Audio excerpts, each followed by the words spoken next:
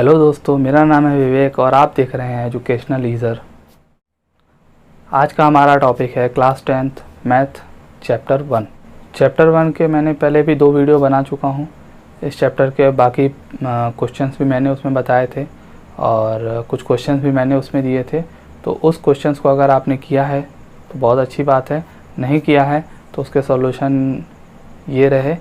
इन solutions को आप note कर लीजिए पॉज करके, और पिछले वीडियोस में बताए गए क्वेश्चंस, लॉजिक और इस वीडियो में मैं जो बताने वाला हूँ ये सब आप फेयर में नोट कर सकते हैं, प्रैक्टिस कर सकते हैं। आइए हम शुरू करते हैं आज का वीडियो।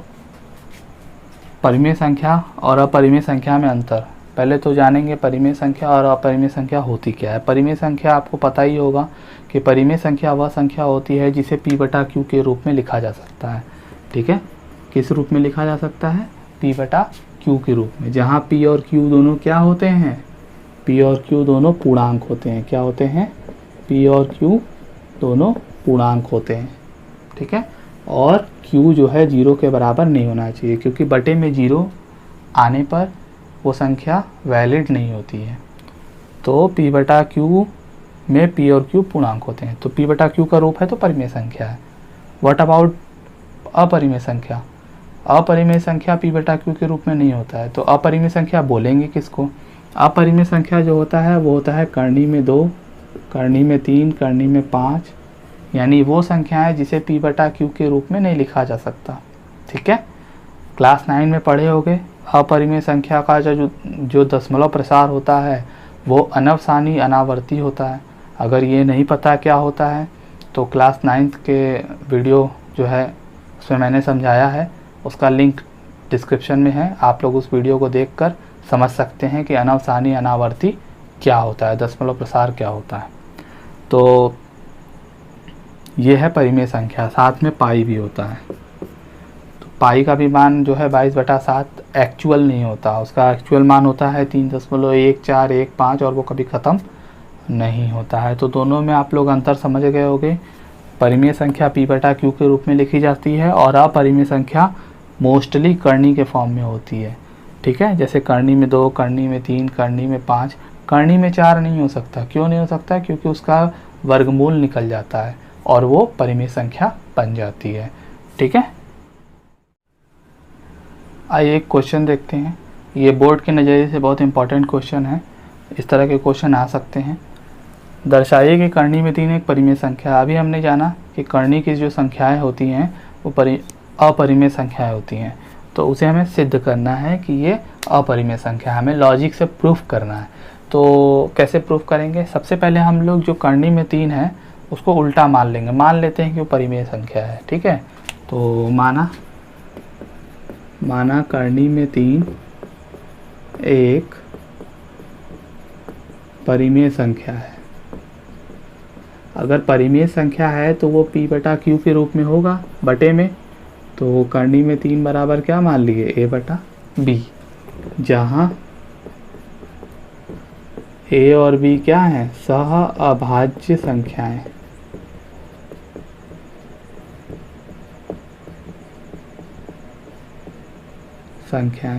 और B जो है 0 के बराबर नहीं होना चाहिए। अब सहअभाज्य संख्याएं जिसको नहीं पता वो समझ लो।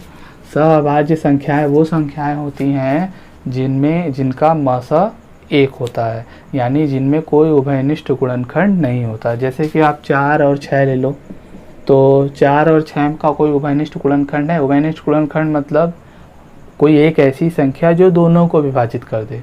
तो ऑब्वियस सी बात है यहाँ पर है, तो 2 इन दोनों को विभाजित कर देगा, यानी ये दोनों सहअभाज्य संख्या नहीं है। वहीं हम अगर 5 7 ले लें तो क्या 5 7 को कोई एक संख्या विभाजित कर सकती है? नहीं, तो ये सहअभाज्य संख्या है। तो हमने माना है कि जो A/B में A और B है ये सहअभाज्य संख्या है। ठीक है, तो सहअभाज्य संख्या, और इसको समझ लो क्योंकि इसी से प्रूफ होगा। तो अब ये हो गया। अब हम लोग इसको क्या करेंगे? B बटे में है तो इधर गुणा में आ जाएगा, तो ये आ जाएगा करनी में 3 बराबर B, करनी में 3 बराबर A। दोनों पक्षों का वर्ग कर दोगे, इसका वर्ग करोगे तो कितना आएगा? 3p², क्योंकि करनी का 3 का स्क्वायर होता है 3 और B का स्क्वायर आएगा B²। तो ये आ जाएगा 3b² बराबर a²। तो अब यहाँ पे एक प्रमेय लगेगा। प्रमेय क्या है? प्रमेय समझ लो।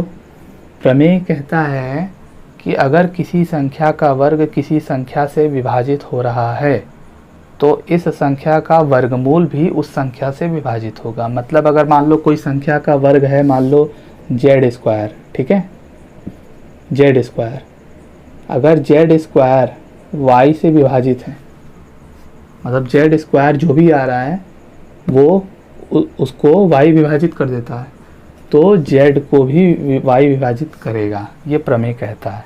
ठीक है, नंबर से आप देख सकते हो कि 4 के वर्ग को अगर 2 विभाजित करता है, ठीक है, तो 4 को भी 2 विभाजित करेगा। ऑब्वियस सी बात है, दोनों को विभाजित करेगा। तो यही प्रमेय है, यही प्रमेय हम यहाँ लगाएंगे। तो यहाँ से आप देख सकते होगे कि a² को 3 विभाजित कर रहा है, ठीक है, तो a को भी 3 विभाजित करेगा। तो यही लाइन हम यहाँ पर लिखेंगे। यदि a² 3 से विभाजित है तो a भी 3 से विभाजित होगा। तो अगर a 3 से विभाजित है, इसको समीकरण 1 मान लेंगे। अगर a 3 से विभाजित है तो एक चीज़ और थोड़ा लॉजिक समझ लो कि कोई संख्या अगर किसी से विभाजित है, मान लो 12 जो है 3 से विभाजित है, ठीक है, तो आप 12 को क्या लिख सकते हो? 12 जो है 3 के बराबर तो है नहीं, तो ऑब्वियस सी बात है 12 जो है कहीं ना कहीं 3 का गुणज होगा, तो ये 4 गुणे 3 के बराबर होगा। तो वही चीज़ यहाँ पर है, a जो है 3 से विभाजित है, तो इसका मतलब हम ले सकते हैं a बराबर 3c, यानी कोई ऐसी संख्या होगी जिसका गुणज 3 से करने पर वो a के बराबर आएगा। ठीक है, विभाजित होने का मतलब यही होता है। ठीक है, c हो सकता है 1 भी हो, ऐसा भी हो सकता है, 2 भी हो सकता है, 3 भी हो सकता है, कुछ भी हो सकता है। तो ये इस लॉजिक से ये आया है। ठीक है, क्लियर होना चाहिए। अब इसका वर्ग कर देंगे, तो इसका वर्ग करेंगे तो ये आ जाएगा 9c²। ठीक, ये दोनों समीकरण से हम क्या करेंगे? समीकरण 2 से a² का मान उठा के समीकरण 1 में रख देंगे। तो यहाँ पे लिखोगे समीकरण 1 तथा समीकरण 2 से। अब 1 से क्या करेंगे? इसका मान उठा के उसमें रख देंगे। तो यहाँ पे क्या आ जाएगा? 3b²। पहले तो ये समीकरण लिख लो, यही है ना समीकरण। अब हम इसमें a² की जगह 9c² लिख देंगे, तो यहाँ पे आ जाएगा 9c²। अब देखो यहाँ से काट सकते हो, ये 3 से कटेगा, 3 एक कम 3, और ये कटेगा 3 तिरिक का 9। तो यहाँ पे कितना आ गया? b² बराबर 3c²। ये आ जाएगा, कोई दिक्कत नहीं है। अब यहाँ पे यही प्रमेय लग जाएगा, सेम प्रमेय। जब यहाँ पे a² को 3 विभाजित कर रहा था, तो यहाँ पे भी तो b² को 3 विभाजित करेगा। तो वही चीज़ यहाँ पे लिखेंगे पूरा। यदि b² 3 से विभाजित है तो b भी 3 से विभाजित होगा। ठीक है, यही लॉजिक यहाँ पे लग गया। तो अब एक चीज़ यहाँ पे सीखने को मिला कि b 3 से भी विभाजित है और a भी 3 से विभाजित है, और अभी हमने माना था कि ये सहअभाज्य संख्या है। वही चीज़ मैं समझाने की कोशिश कर रहा था कि a और b जो है सहअभाज्य संख्याएं हैं। लेकिन सहअभाज्य हैं तो ऑब्वियस सी बात है, कोई ऐसी संख्या नहीं होनी चाहिए जो दोनों को डिवाइड कर दे। 1 के अलावा ऐसी कोई संख्या नहीं होनी चाहिए। लेकिन यहाँ पे हमने देखा कि 3 a को भी डिवाइड कर रहा है और 3 b को भी डिवाइड कर रहा है। तो यहाँ पे वही चीज़ लिखेंगे, 3 a और b का उभयनिष्ठ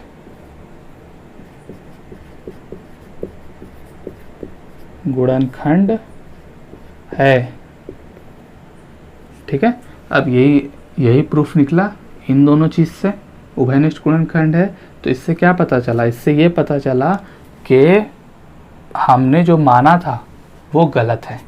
हमने क्या माना था, हमने यही ना माना था कि a बटा b एक सहभाज्य संख्या है, तो वो गलत है। और a बटा b को मैंने क्या माना था, करनी में 3, तो करनी में 3 भी यानी a बटा b के बराबर नहीं होगा, यानी परिमेय संख्या नहीं होगा। तो वही बात यहाँ पे लिखना है। तो लिख देंगे परंतु हमने माना था कि a और b सहअभाज्य हैं।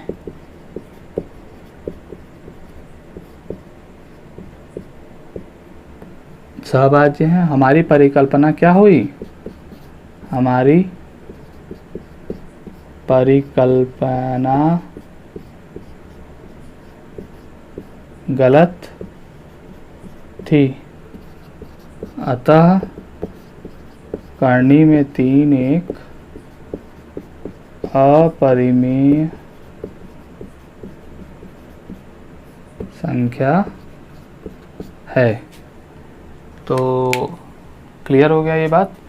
ये सब लाइन थोड़ा लिखना पड़ रहा है, बट इसी तरह से करना है। अगर यहाँ पे करनी में 3 की जगह करनी में 2 कह दे तो बस यहाँ पे 2 और वर्ग, बस सब कुछ वही रहेगा, लाइंस वही रहेंगी, बस इसको 2 से रिप्लेस कर देना है। करनी में 5 है तो भी यही काम करना है, ठीक है। अभी जो मैंने क्वेश्चन बताया उसके आधार पर ये क्वेश्चंस आप लोग प्रैक्टिस करिए, हूबहू उसी टाइप से करना है। आइए नेक्स्ट क्वेश्चन देखते हैं। नेक्स्ट कह रहा है कि दर्शाइए कि 1 बटा करनी में 2। अब सिर्फ करनी में 3, करनी में 2, करनी में 5 होता तो कर लेते, अभी बताया मैंने। अब ये बटा में आ गया तो कोई ख़ास परिवर्तन नहीं है, उसी तरीके से करना है, ठीक है। तो पहले मान लेंगे, माना 1 बटा करनी में 2 क्या है, एक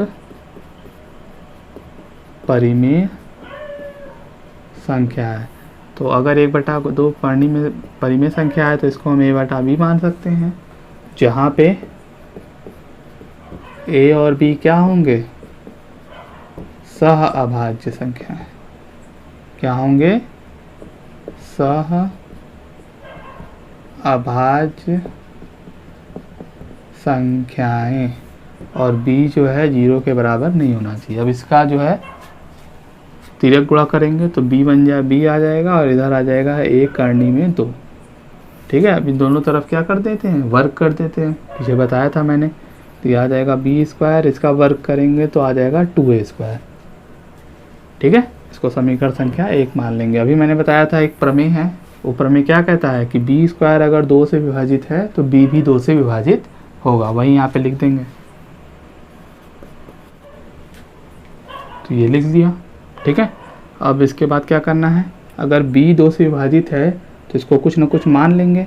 तो हम मान लेंगे b बराबर 2c, पीछे भी माना था, तो b बराबर 2c मान लिया। अब इन दोनों तरफ क्या कर देंगे, वर्ग कर देंगे। अच्छा, वहाँ पे a रहा होगा, a बराबर 2c माना होगा, क्यों, क्योंकि वहाँ यहाँ पर संख्या थी, इसीलिए। ये उल्टा है तो उल्टा हो रहा है, ठीक है, कोई खास परिवर्तन नहीं है। दोनों तरफ वर्ग कर दोगे तो आ जाएगा b स्क्वायर बराबर 4c स्क्वायर, 4c स्क्वायर आ गया। इसको समीकरण नंबर 2 मान लेंगे। तो समीकरण 2 से आप लोग क्या करोगे, p का मान उठा के 1 में रख दोगे, समीकरण 1 तथा समीकरण 2 से। तो समीकरण 2 से b स्क्वायर का मान उठा के यहाँ पे रख देंगे तो क्या मिलेगा, 4c स्क्वायर बराबर 2a स्क्वायर। ये कैसे आ रहा पता है ना, ये समीकरण में b स्क्वायर की जगह क्या रख दिए हैं, 4c स्क्वायर। तो ये 4c स्क्वायर आ गया। अब इसको इससे काट देंगे तो यहाँ पे आ गया 2, तो क्या आया, 2c स्क्वायर बराबर a स्क्वायर। अब यहाँ पे फिर से प्रमेय लगेगा। क्या प्रमेय लगेगा, यदि a स्क्वायर 2 से विभाजित है तो a 2 से विभाजित होगा। तो वही लाइन इसी तरह से लिखेंगे, ये लिख दिया। तो इससे क्या मिला हमको, इन दोनों लाइन से हमें क्या मिला, इन दोनों लाइन से हमें एक चीज़ मिला कि a और b दोनों जो है 2 से विभाजित हो रहे हैं। और 2 से विभाजित हो रहा है, इसका मतलब हमने जो माना था कि ये सहभाज्य संख्या है और परिमेय संख्या है, सब गलत हो गया। तो हमारी परिकल्पना गलत हो गई। तो अब वही चीज़ यहाँ पे लिखेंगे, a और b 2 से विभाज्य हैं, अतः ए और बी सह अभाज्य नहीं है, सहभाज्य नहीं है। हमारी परिकल्पना गलत थी, अतः 1/2 एक अपरिमेय संख्या है। इसी तरह से लिखना है, ठीक है। अभी जो मैंने क्वेश्चन बताया है इसके आधार पर आप ये क्वेश्चन करिएगा। आज की वीडियो यही तक थी। वीडियो अगर समझ में आ रही है तो अपने दोस्तों से शेयर करिए, अपने दोस्तों से भी बोलिए कि वो अपने दोस्तों से शेयर करें। चैनल की ग्रोथ आपके हाथों में है, और चैनल की ग्रोथ होगी तो मोटिवेशन मिलेगी, और मोटिवेशन मिलेगी तो ज़्यादा से ज़्यादा वीडियोस आप तक पहुंच सकते हैं, जिससे आप ही का फ़ायदा होगा। तो लाइक करिए, सब्सक्राइब करिए और ज़्यादा से ज़्यादा शेयर करिए, चैनल को सपोर्ट करिए। मिलते हैं हम लोग नेक्स्ट वीडियो में। Bye bye.